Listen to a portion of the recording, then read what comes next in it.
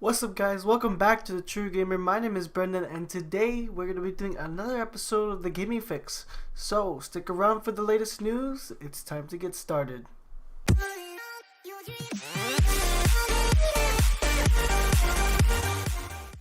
So, for our first topic today, we're going to be talking about a couple days ago, Amazon has just randomly just released 6 brand new what's it called? Amazon. I guess we could call them Amazon devices because they're not really all Echo devices, but they do have Alexa enabled. So I guess we could call them that. But we have these 3 right here, and then the addition to the Fire TV, some buttons, and I'll be talking about those. But anyways. So recently, of course, if you guys watched the last episode, which you can find somewhere maybe up there.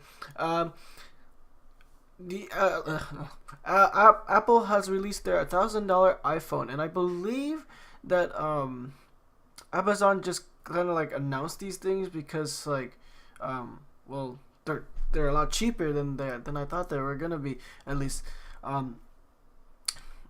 think the whole point was to catch people's attention because these new products are a lot cheaper than what Apple is offering. For example, their new Apple 4K TV is also like $100 or something, or a little bit over than maybe no, it was like $199, I think. But anyways, don't quote me on that. Anyways, so we have these 3 the standard stuff, the Echo Plus. I think the only difference between these Echo devices, I guess this one is a much stronger, or like has more stuff for something. I don't know, but there's just something extra with this. But anyways, these 2 are about the same. I mean, this is like a smaller version. It has like a little cloth on the outside. But the brand new one that I'm more interested about is this this little Echo Spot thing. So the Echo Spot is like a little, I guess, like a clock, like an LED clock, and it could like display things kind of like the Echo Show. So I guess it's like a smaller version of the Echo Show, and it's much more cheaper than the Echo Show. As you could tell, it's like almost like $100 cheaper. Yeah, $100 cheaper. And so yeah, I mean, like this looks really cool. Like I would want one of these, like just having sitting there in the desk, like it would look great. And then I think the more interesting topic would be these other items here. And so we have this brand new Fire TV 4K. So $70. Wow, for 4K Ultra HD. That's really cheap compared to, of course, Apple's 4K TV. And I believe this was of course excuse me, in response to Apple's release, of course. And I think they did pick a perfect time to release this kind of product because one, Apple's ripping everybody off, and then 2, I mean, it's just perfect because, like, you know, you're giving people 4K content for $70. Like, oh my goodness, like 4K streaming, that's cheaper than like most of the other like 4K stuff you can get. And it'll be interesting to see how well it does. I mean, this was announced a couple days ago, so yeah, I mean, it'll be good. And then we'll have the we have the Alexa gadgets. So excuse me.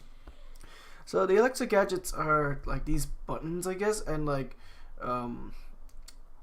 the buttons like allow you to play games with like your Echo devices, if that's what I'm I'm guessing, because like I don't know what this is for, but it's kind of a I kind of get, I guess, an extra addition to the Echo Dot kind of thing, or Echo in general. But this is kind of strange, but like I think it'll be able to do something. I mean, like it'll be like a little party game. I don't know if it'll be like this exciting or anything, but like yeah, I mean, it'll be interesting to see for sure. And then of course we have the Echo Kinect. Pretty much it'll turn your Echo device into a voice controlled a voice controlled smartphone, I guess, like the way they said it here. But like, I don't know, like being also a voice call, which is would be nice, but it doesn't look like you literally just say like, I guess, Alexa, call someone. But like, I'm pretty sure you could already do that. But I think this would be as a separate kind of smartphone. So like, it's like a like a device that you don't touch and you just like leave it there. And then you kind of just like, oh, Alexa, call this, message this, or something like that. I don't know. But either way, it'll still be it'll still be interesting here. See, all now we have so many Echo devices, and yeah, I guess it'll be like a hands-free, easy to set up, blah blah blah. But yeah, I mean, it's small. It works. You know, I mean, it's better than what Apple has to offer, because what Apple has to offer, you have to pay a lot of money. So, all right, let's move on to the next topic at hand. So Sony, this is this was actually released today. The original article is by The Verge, and I'm gonna just pull this over here. Oops, there we go. The original article is by The Verge, and so yeah, I mean, it's been a year since PlayStation's VR release, and now they're finally gonna get a little upgrade for their product. Pretty much what's gonna happen is, before you would have to unplug the PlayStation VR in order to play 4K HDR content on the PS4, but now with this little new update, you will be able to what's it called, use the HDR pass through, and I believe that's with like the new cables that will come with it.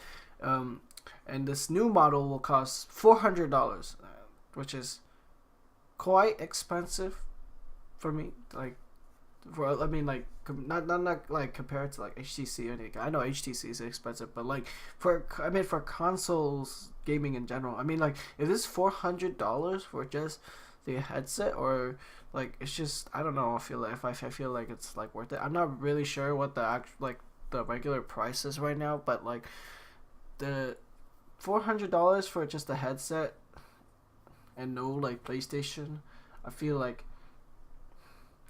I mean, I don't know, because I mean, all they're adding is those extra cables for the 4K HDR pass through, and then also the little headphone thingy.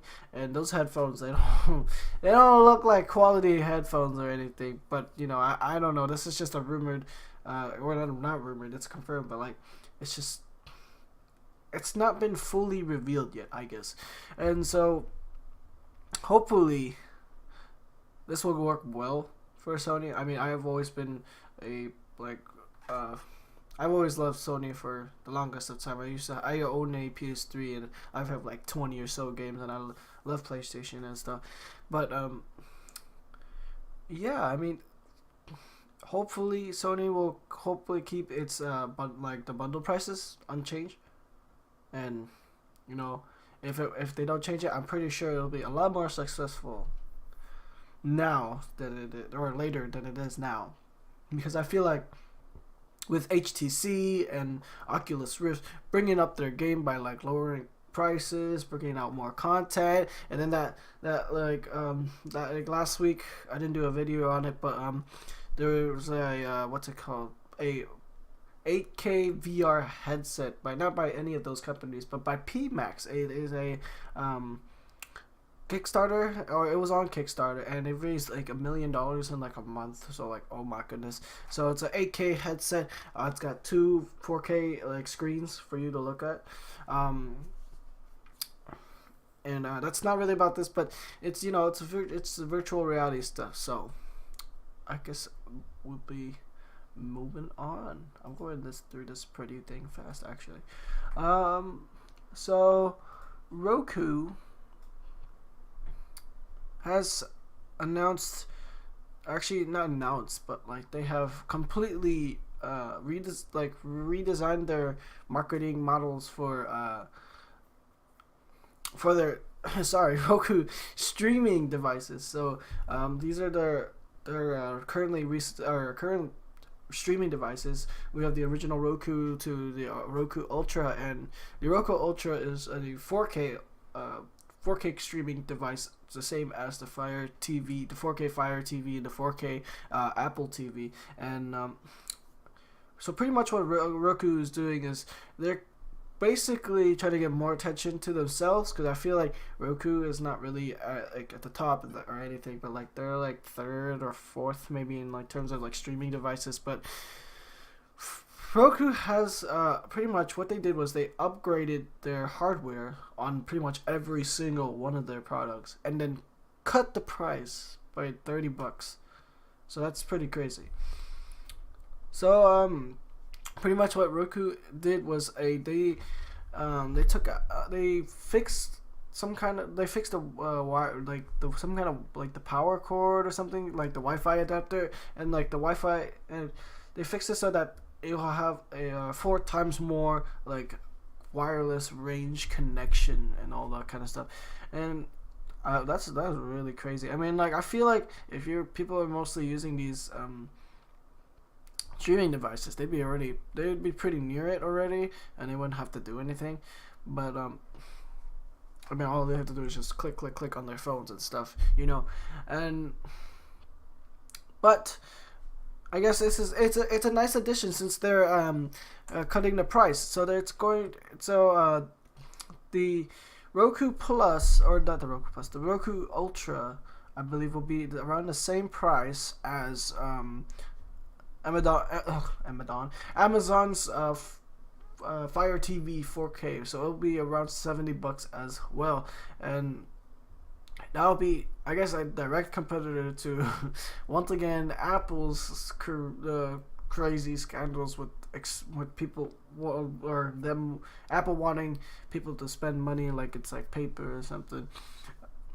So Roku is let's see. Oh yeah, I forgot to say the original article is here by Tech Hive.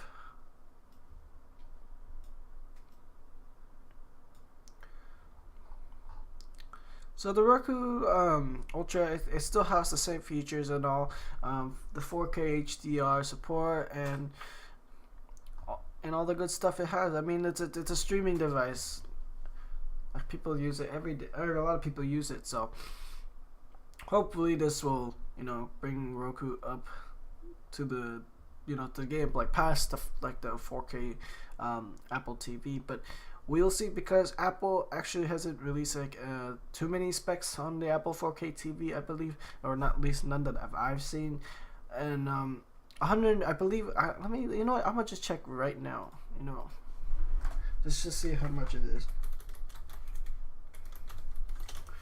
I don't remember how much it was. Oh yeah, it was, see, $199. So I was right. So it's like $200 for like a 64 gig model.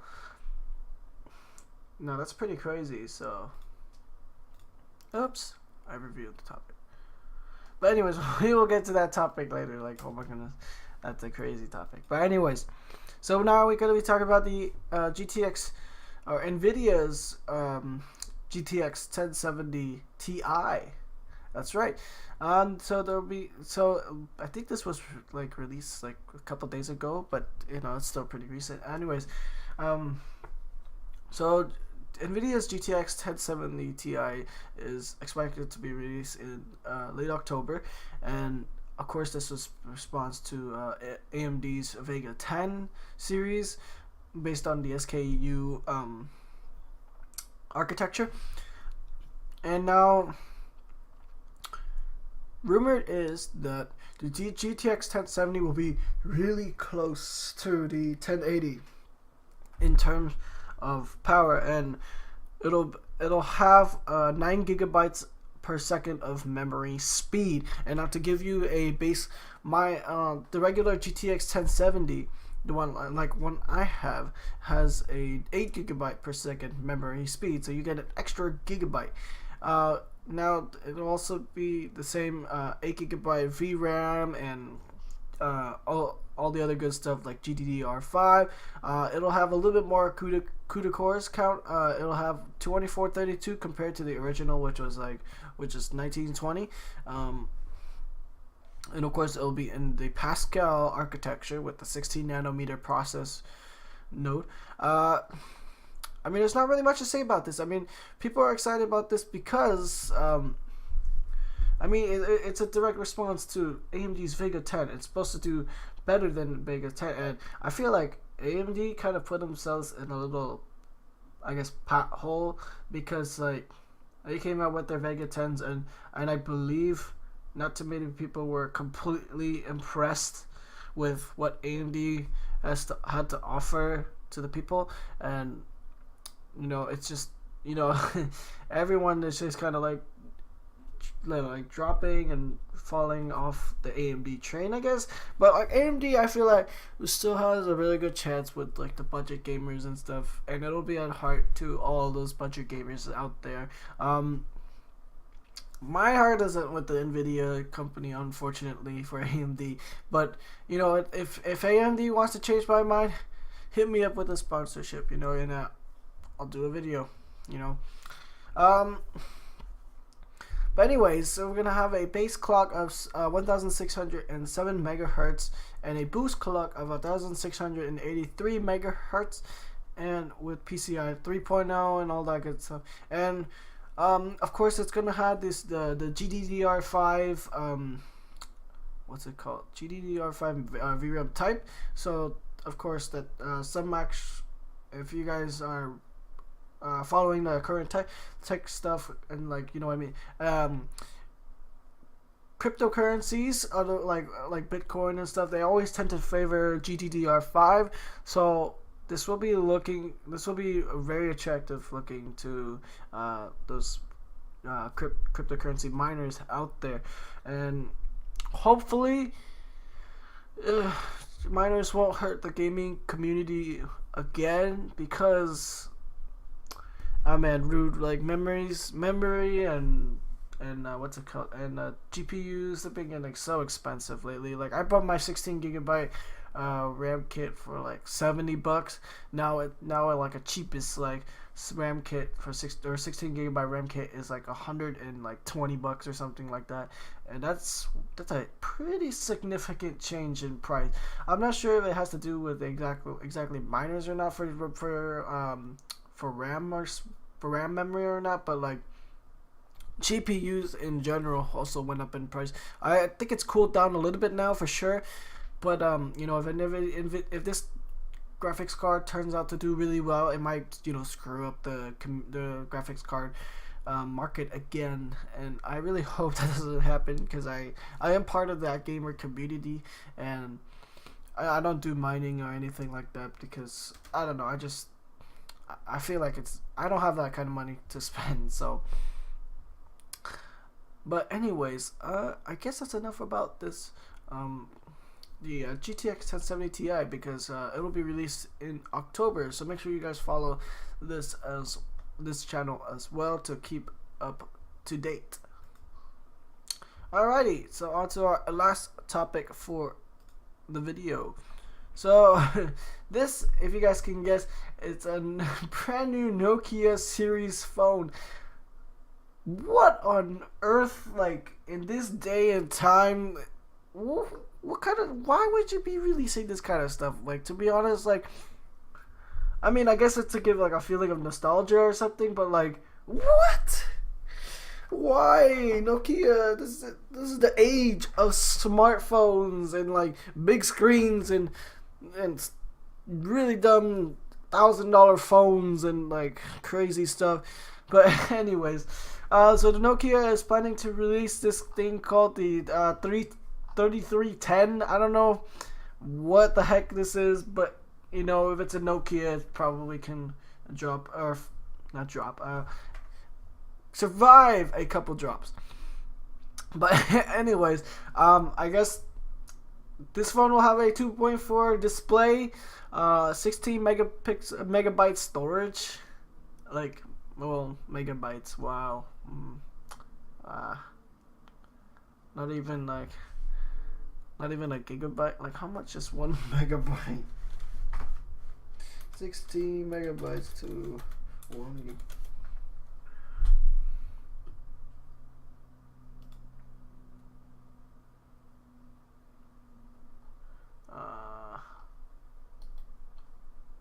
Anyways, let's see. Let's just type in 1 megabyte first. There's gotta be a converter. Oh, wait. Oh, megabyte is big. I'm stupid. 16 megabytes. So. Oh, no, megabyte small. Yeah, that's what I thought. Okay. So 16 megabytes is 0.016 gigabytes. Wow, that is tiny. Alright, that's what I thought, because I for a second I thought I was thinking the other way for some reason. Wow,